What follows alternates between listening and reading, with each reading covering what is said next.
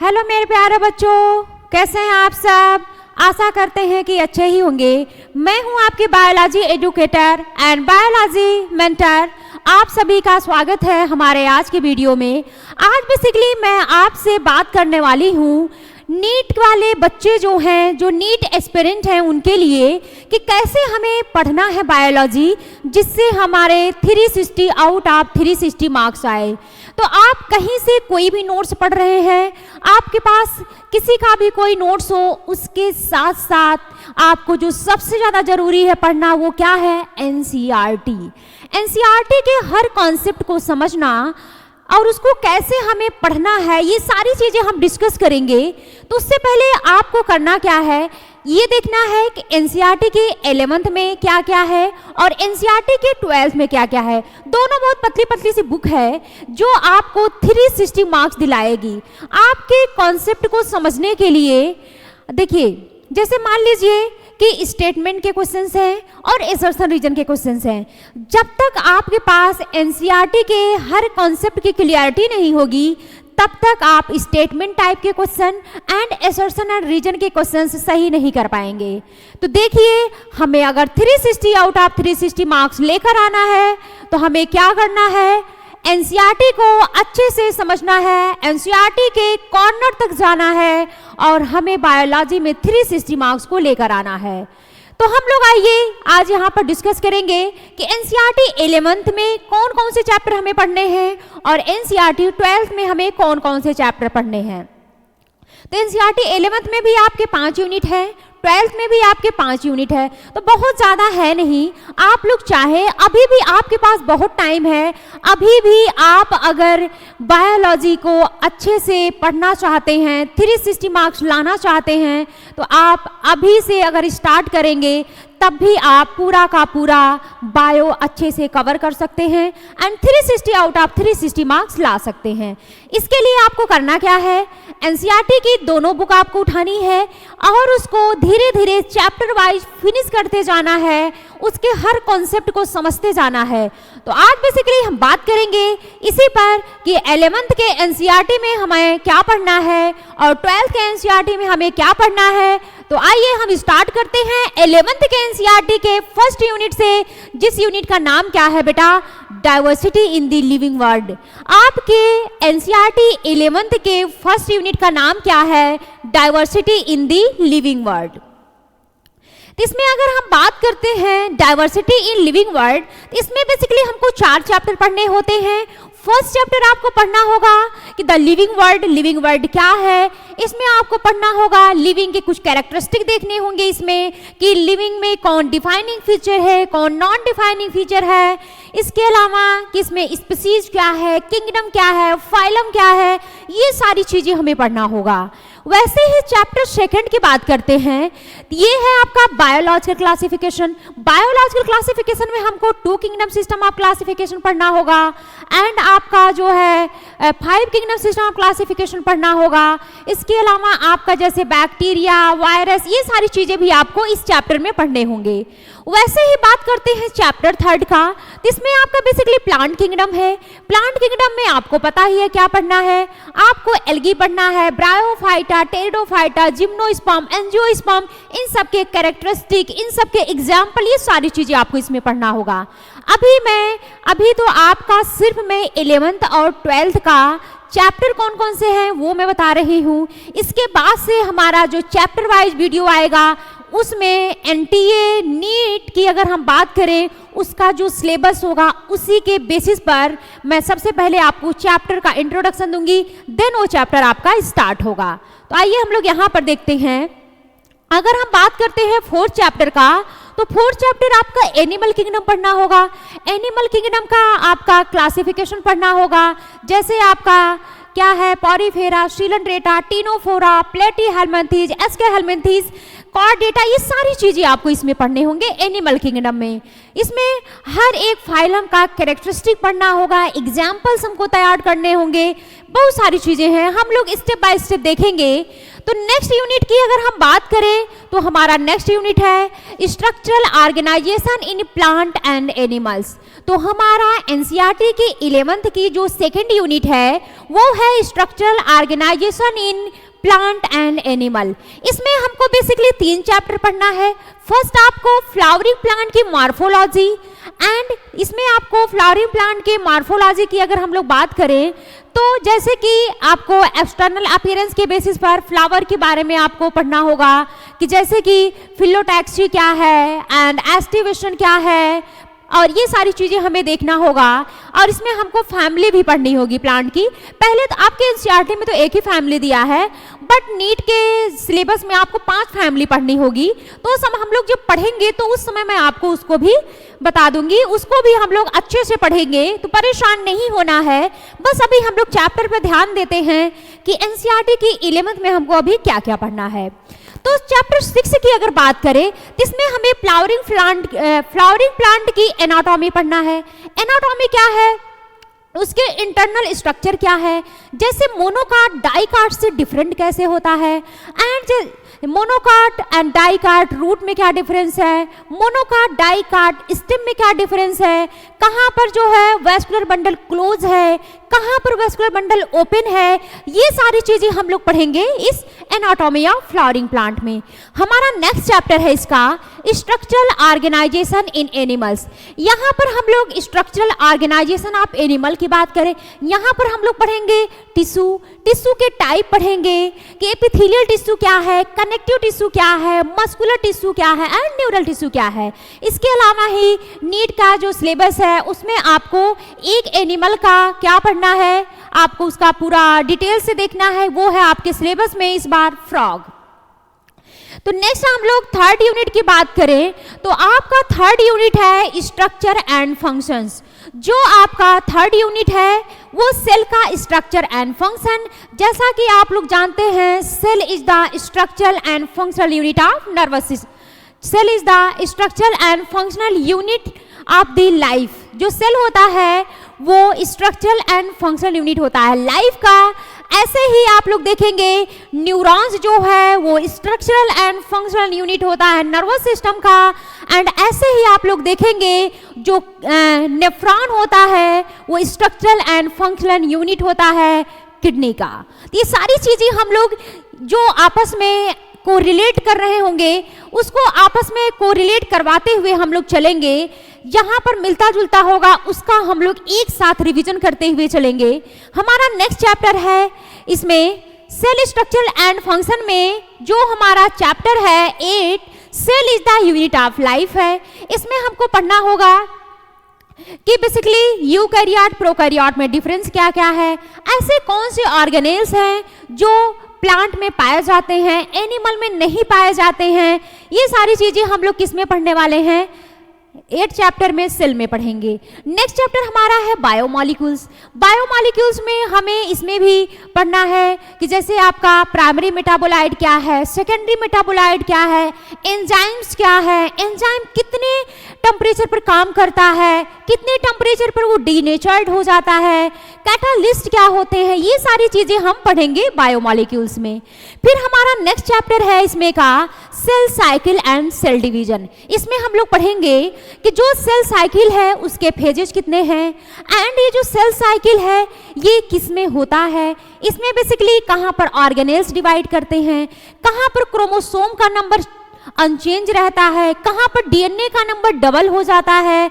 इसमें हम लोग पढ़ने वाले हैं कि मियोसिस एंड माइटोसिस में डिफरेंस क्या है, मियोसिस में कौन कौन फेजेज आ जाएंगी, तो ये सारी चीज़ें हम लोग पढ़ेंगे इसमें।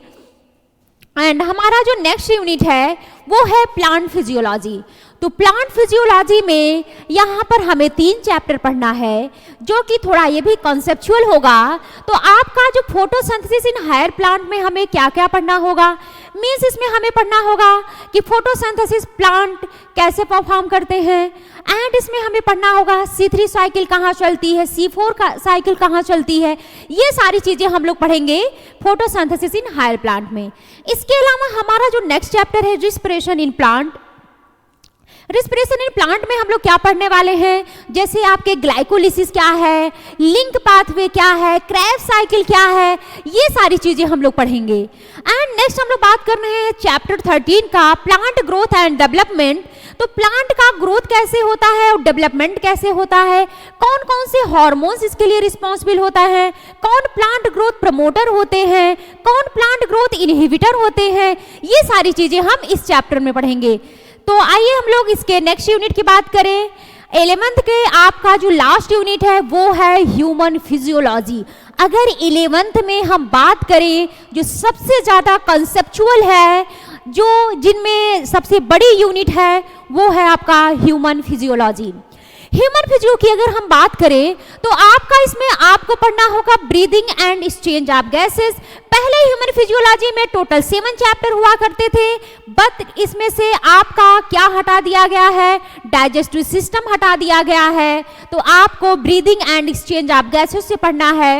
इसमें हम लोग पढ़ेंगे ब्रीदिंग क्या है, गैसेस का एक्सचेंज कहाँ पर होता है, कहाँ से कहाँ तक का पार्ट जो है आपका कंडक्टिंग जोन है, कहाँ से कहाँ तक का पार्ट आपका एक्सचेंजिंग जोन है, ऑक्सीजन कहाँ से कहाँ जाता है, कार्बन डाइऑक्साइड कहाँ से कहाँ जाता है, कैसे इन सब चीज़ों का एक्सचेंज होता है, ये सारी चीज़ें हम लोग इस चैप्टर में पढ़ेंगे। हमारा नेक्स्ट चैप्टर है body fluid and circulation. Body fluid and circulation में बेसिकली हम लोग पढ़ने वाले हैं ब्लड एंड ब्लड के कंपोनेंट पढ़ेंगे। एंड इसके अलावा इसमें हम लोग हार्ट का स्ट्रक्चर भी देखेंगे। सिंगल सर्कुलेशन क्या होता है, डबल सर्कुलेशन क्या होता है, double incomplete circulation, mix circulation या फिर डबल कंप्लीट सर्कुलेशन क्या होता है, और आपके जो हार्ट के कुछ डिजीज है वो सब भी हम लोग पढ़ने वाले हैं आपके बॉडी फ्लूइड एंड सर्कुलेशन में। वैसे ही बात करते हैं नेक्स्ट चैप्टर का, तो आपका नेक्स्ट चैप्टर है excretory product and there elimination. Excretory product and there elimination में हम लोग पढ़ने वाले हैं कि जो आपके बॉडी में मेटाबॉलिक वेस्टेज है उसका रिमूवल कैसे होता है, किडनी कैसे हमारे बॉडी में किडनी कैसे ब्लड को फिल्टर करती है, किडनी के कौन से पार्ट में क्या होता है, ग्लोमेरुलर फिल्ट्रेशन होता है, कहाँ पर जो है रीएब्जॉर्प्शन होता है, कहाँ पर ट्यूब्यूलर सिक्रीशन होता है, रॉस मैकेनिज्म क्या है, एंड इसके अलावा आपका ये सारी चीजें हम लोग इस वाले चैप्टर में देख रहे हैं। एंड नेक्स्ट हम लोग पढ़ेंगे locomotion and movement. Locomotion and movement क्या है, कब हम लोकोमोशन कहेंगे, कब हम मूवमेंट कहेंगे, ये सारी चीजें हम लोग इस चैप्टर में डिस्कस करेंगे। इसमें हम लोग ये भी पढ़ेंगे जैसे कि आपका स्केलेटन मसल क्या है, स्मूथ मसल क्या है, एंड कार्डियक मसल क्या है, ये सारी चीजें पढ़ेंगे। एंड इनके साथ ही मसल का फॉर्मेशन कैसे होता है, मसल कहते किसे हैं, कैसे हमारी बॉडी में मसल का कॉन्ट्रैक्शन होता है, कैसे रिलैक्सेशन होता है, ये सारी चीजें। एंड इसके अलावा ज्वाइंट के टाइप पढ़ेंगे हम लोग, कार्टिलेजिनस ज्वाइंट क्या है, फाइब्रस ज्वाइंट क्या है, साइनोवियल ज्वाइंट क्या है, ये सब कुछ हम लोग डिस्कस करने वाले हैं लोकोमोशन एंड मूवमेंट में। हमारा नेक्स्ट चैप्टर इसमें हम पढ़ेंगे neural control and coordination. Means कि जो न्यूरल कंट्रोल है, हमारे बॉडी का पूरा कंट्रोल किसके पास है, कैसे हमारे बॉडी के हर ऑर्गन कोऑर्डिनेट होकर के वर्क करते हैं, ये सारी चीजें पढ़ेंगे। एंड इसमें हम लोग न्यूरॉन का स्ट्रक्चर भी देखने वाले हैं, कैसे न्यूरॉन जो है इम्पल्स को कंडक्ट करता है एक न्यूरॉन से दूसरे न्यूरॉन में, कैसे जो न्यूरॉन है वो इम्पल्स का ट्रांसमिशन कैसे करता है आपके बॉडी पार्ट से आपके नर्वस सिस्टम तक, एंड नर्वस सिस्टम से आपके बॉडी पार्ट तक, ये सारी चीजें हम लोग पढ़ने वाले हैं आपके न्यूरल कंट्रोल एंड कोऑर्डिनेशन में। हमारा नेक्स्ट चैप्टर होगा chemical coordination and integration. Chemical coordination में बेसिकली हम लोग वहां पर समझेंगे एंडोक्राइन ग्लैंड क्या है। हम लोग बहुत अच्छे से यहाँ पर समझेंगे कि एंडोक्राइन ग्लैंड में जैसे आपके pituitary gland, thyroid gland, parathyroid gland and ovary, testis, इन सब के बारे में हम लोग अच्छे से पढ़ेंगे। कौन से हार्मोन के हाइपोसिक्रीशन से कौन सी डिजीज होती है, हाइपरसिक्रीशन से कौन सी डिजीज होती है, ये सब हम लोग डिस्कस करेंगे आपके केमिकल कोऑर्डिनेशन एंड इंटीग्रेशन में। नेक्स्ट हम लोग पढ़ेंगे, अब हमारा यहाँ से स्टार्ट होता है एनसीईआरटी 12th का पार्ट। एनसीईआरटी 12th की जो यूनिट है वो आपको यहाँ से हम ऐड करते जाते हैं, इसे 6 यूनिट मानते हैं, ठीक। जो आपके बायोलॉजी का 6 यूनिट पढ़ना होगा वो है reproduction. What is the reproduction? तो रिप्रोडक्शन एक बायोलॉजिकल प्रोसेस है। रिप्रोडक्शन क्यों होता है, कौन से ऑर्गेनिज्म रिप्रोडक्शन कर सकते हैं, कौन से ऑर्गेनिज्म रिप्रोडक्शन नहीं कर सकते हैं, ये सारी चीजें पढ़ेंगे। इसमें सबसे पहले हम लोग देखेंगे sexual reproduction in flowering plant. Flowering plant में सेक्सुअल रिप्रोडक्शन कैसे होता है, एक फ्लावर में कौन जो है मेल रिप्रोडक्टिव पार्ट होता है, कौन फीमेल रिप्रोडक्टिव पार्ट होता है, इसमें कौन एक्सेसरी ऑर्गन है, ये सारी चीजें हम लोग पढ़ेंगे sexual reproduction in flowering plant में। नेक्स्ट चैप्टर हम लोग पढ़ेंगे ह्यूमन रिप्रोडक्शन का। ह्यूमन रिप्रोडक्शन में हम लोग पढ़ेंगे कि ह्यूमन रिप्रोडक्शन में कौन कौन सा सिस्टम है इन्वॉल्व होता है, मेल रिप्रोडक्टिव सिस्टम का कौन कौन सा पार्ट इन्वॉल्व होता है, फीमेल रिप्रोडक्टिव सिस्टम का कौन कौन सा पार्ट इन्वॉल्व होता है, कहाँ पर गैमीट का फॉर्मेशन होता है, कहाँ पर जो है गैमीट का फ्यूजन होता है, ये सारी चीजें हम लोग इसमें देखेंगे ह्यूमन के रिप्रोडक्शन में। हमारा नेक्स्ट चैप्टर है रिप्रोडक्टिव हेल्थ। रिप्रोडक्टिव हेल्थ क्या है, रिप्रोडक्टिव हेल्थ के लिए हमें क्या करना होगा, क्या नहीं करना होगा, इसमें आपके कंट्रासेप्टिव मेथड के बारे में हम पढ़ेंगे। कौन से कंट्रासेप्टिव मेथड है, कौन सा जैसे आपका नेचुरल मेथड है, कौन बैरियर मेथड है, कौन आईओडीज है, ये सारी चीजें हम लोग किस में पढ़ने वाले हैं, रिप्रोडक्टिव हेल्थ में। सेक्सुअली ट्रांसमिटेड डिजीज क्या होते हैं, कौन कौन से डिजीज है जो सेक्सुअली ट्रांसमिटेड डिजीज है, उनको कैसे प्रिवेंट किया जा सकता है, ये सब हम डिस्कस करेंगे रिप्रोडक्टिव हेल्थ में। हमारा नेक्स्ट यूनिट है जेनेटिक्स एंड इवोल्यूशन। अगर हम बात करें एनसीईआरटी 12th में तो जो सबसे ज्यादा समझने वाला पार्ट है वो था आपका रिप्रोडक्शन, और सेकंड जो आपको समझने वाला यूनिट है वो है जेनेटिक्स एंड इवोल्यूशन। जेनेटिक्स की अगर हम लोग बात करते हैं principle of inheritance and variation की, इसमें बेसिकली हम देखेंगे जो इनहेरिटेंस है वो क्या होता है, वेरिएशन क्या होता है, कैसे कैरेक्टर पेरेंट्स से उनके प्रोजेनी इंडिविजुअल में ट्रांसमिट होते हैं, ये सब हम लोग पढ़ेंगे। इसके अलावा मेंडल के एक्सपेरिमेंट हम लोग देखेंगे। मेंडल का मोनोहाइब्रिड क्रॉस क्या है, डाई हाइब्रिड क्रॉस क्या है, मोनोहाइब्रिड क्रॉस से कौन सा लॉ ड्राइव हुआ, डाई हाइब्रिड क्रॉस से कौन सा लॉ ड्राइव हुआ, ये सारी चीजें हम डिस्कस करेंगे चैप्टर 4 में principle of inheritance and variation में। हमारा नेक्स्ट चैप्टर है molecular basis of inheritance. Molecular basis of inheritance में बेसिकली हम लोग समझेंगे कि डीएनए क्या है, आरएनए क्या है, कौन इसमें जेनेटिक मटेरियल है, ये कैसे प्रूफ होगा, ग्रिफिथ एक्सपेरिमेंट क्या है, एब्री मैकलियाड मैकार्टी ने क्या एक्सपेरिमेंट किए, ये सारी चीजें हम लोग डिस्कस करने वाले हैं मॉलिक्यूलर बेसिस ऑफ इनहेरिटेंस में। हमारा नेक्स्ट चैप्टर होगा इवोल्यूशन। तो जो इवोल्यूशन हमें देखने को मिल रहा है वो इवोल्यूशन कैसे आया, आपको तो पता ही है, वेरिएशन ही एक्यूमुलेट होकर के क्या वेरिएशन आता है, जो वेरिएशन है वही एक्यूमुलेट होते हैं, तब जाकर आपका क्या आता है, इवोल्यूशन आता है। इवोल्यूशन में हम लोग बहुत सारे थ्योरी पढ़ने वाले हैं। 5 स्पर्मिया थ्योरी क्या है, बिग बैंग थ्योरी क्या है, तो ये सारी चीजें हम लोग यहाँ पर पढ़ेंगे। डार्विन की थ्योरी क्या थी, लेमा की थ्योरी क्या थी, हमारा अर्थ कब ओरिजिनेट हुआ, यूनिवर्स कब ओरिजिनेट हुआ, कब जो है रामापुथेकस आया, कब ड्रायोफुथेकस आया, एंड इनके जो है ब्रेन की कैपेसिटी क्या है, ये सारी चीजें हम डिस्कस करेंगे इवोल्यूशन में। हमारा नेक्स्ट यूनिट है बायोलॉजी इन ह्यूमन वेलफेयर। इसमें बेसिकली हमको ये 2 चैप्टर पढ़ना है, ह्यूमन हेल्थ एंड डिजीज पढ़ना है। जैसे कि जो ह्यूमन का हेल्थ है मीन्स कि वो कैसे अच्छा रह सकता है, हमें किन चीज़ों पर ध्यान देना होगा, ह्यूमन का हेल्थ अफेक्टेड कैसे होता है, उसे डिजीज कैसे हो जाता है, ये सब हम लोग डिस्कस करेंगे। कौन इन्फेक्शियस डिजीज है, कौन नॉन इन्फेक्शियस डिजीज है, जो मलेरिया है वो कैसे होता है, ये सब, एंड कैंसर डिजीज के बारे में पढ़ेंगे, एड्स क्या है, ये सारी चीजें हम लोग इस चैप्टर में डिस्कस करने वाले हैं। हमारा नेक्स्ट चैप्टर होगा माइक्रोब्स इन ह्यूमन वेलफेयर। इसमें ये हम लोग देखेंगे कि जो कुछ माइक्रोब्स होते हैं, ऐसे देखिए जो माइक्रो ऑर्गेनिज्म होते हैं जरूरी नहीं है वो सब के सब क्या हो, ह्यूमन बीइंग के लिए हार्मफुल हो। उसमें से कुछ ऐसे माइक्रो ऑर्गेनिज्म होते हैं जिससे ह्यूमन बीइंग का बेनिफिट होता है। जैसे आप लोग जानते हैं कि ब्रेड के ब्रेड बनाने के लिए यूज किए जाते हैं कुछ बैक्टीरिया का, दूध से दही बनाने के लिए बैक्टीरिया का यूज होता है। ये सब हम लोग पढ़ने वाले हैं माइक्रोब्स इन ह्यूमन वेलफेयर में। नेक्स्ट हमारा यूनिट है कि बायोटेक्नोलॉजी, मीन्स कि बायोटेक्नोलॉजी में हम लोग पढ़ेंगे biotechnology principle and process, means कि बायोटेक्नोलॉजी के प्रोसेस से कैसे हम रिकॉम्बिनेंट डीएनए बनाते हैं, कैसे उसके होस्ट में इंट्रोड्यूस करते हैं, कैसे उसकी मल्टीपल कॉपी बनती है, ये सब हम डिस्कस करने वाले हैं biotechnology and its principle and process में। नेक्स्ट हम लोग पढ़ेंगे biotechnology and its application, means जो बायोटेक्नोलॉजी से बना हुआ है उनमें उनका क्या एप्लीकेशन है, ये सारी चीजें हम लोग इस चैप्टर में देखेंगे बायोटेक्नोलॉजी एंड इट्स एप्लीकेशन में।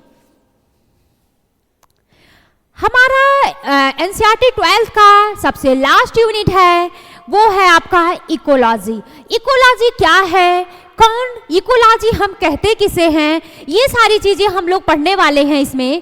तो इकोलॉजी में सबसे पहले हम लोग देखेंगे कि ऑर्गेनिज्म क्या होते हैं, पॉपुलेशन क्या होते हैं, ऑर्गेनिज्म मिलकर के पॉपुलेशन कैसे बनाते हैं, पॉपुलेशन मिलकर के कम्युनिटी का फॉर्मेशन होता है, ये सारी चीजें हम लोग पढ़ेंगे।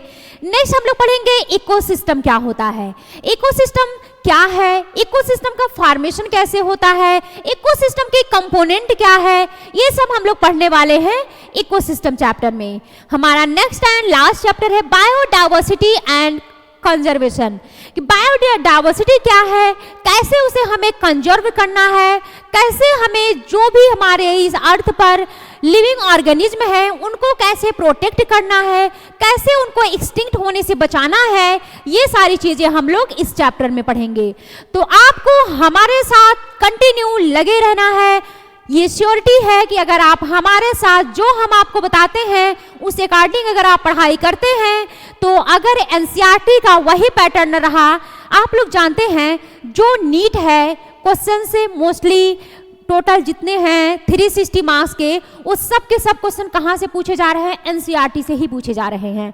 आप लोग देखेंगे एनसीईआरटी के हर लाइन से क्वेश्चन बना हुआ है। तो आप देखिए कोई कितना भी कोशिश कर ले थ्योरी को, एनसीईआरटी के कॉन्सेप्ट को अपने थ्योरी में ऐड करके एक्सप्लेन कर देना, तो कहीं ना कहीं चीज़ें बच ही जाती हैं। अगर वो 99% भी कवर कर रहा है तब भी 1% बच जाएगा जिसमें आपको एनसीईआरटी रीड करने की आवश्यकता होगी।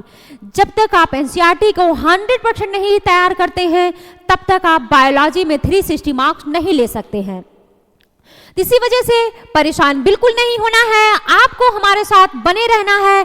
आप देखेंगे एनसीईआरटी का हर एक चैप्टर, उसमें आप देखेंगे कि आपको बहुत सारी चीज़ों की क्लियरिटी मिलेगी।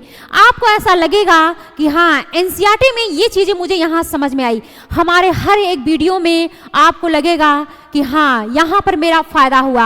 आप हमारे हर लेक्चर को देखने के बाद आप इस चीज़ को रियलाइज करेंगे कि हमें यहाँ पर कुछ ऐसा मिला है जो हम तैयार नहीं कर पा रहे थे या जो बार बार हम भूल जा रहे थे। इन सारी चीज़ों का ट्रिक हम आपको यहाँ पर बताने वाले हैं, कैसे हमें चीज़ों को अपने दिमाग में रखना है, किन कॉन्सेप्ट को हमें समझना है, किन कॉन्सेप्ट को हमको कैसे तैयार करना है, हमको ना भूलें, एग्जाम में हम उसको विदाउट कंफ्यूजन कर पाएं। ये सारी चीज़ें हम आपको जैसे जैसे बायोलॉजी यहाँ पर पढ़ाते जाएंगे आपको हम सब बताते रहेंगे। तो आप हमारे साथ जुड़े रहिए, हमारे चैनल को सब्सक्राइब कर लीजिए। Thank you. इस तरह के वीडियो हम आपके लिए फिर जल्द ही लेकर आने वाले हैं जिसमें हम बायोलॉजी के फर्स्ट चैप्टर से स्टार्ट करेंगे। Thank you.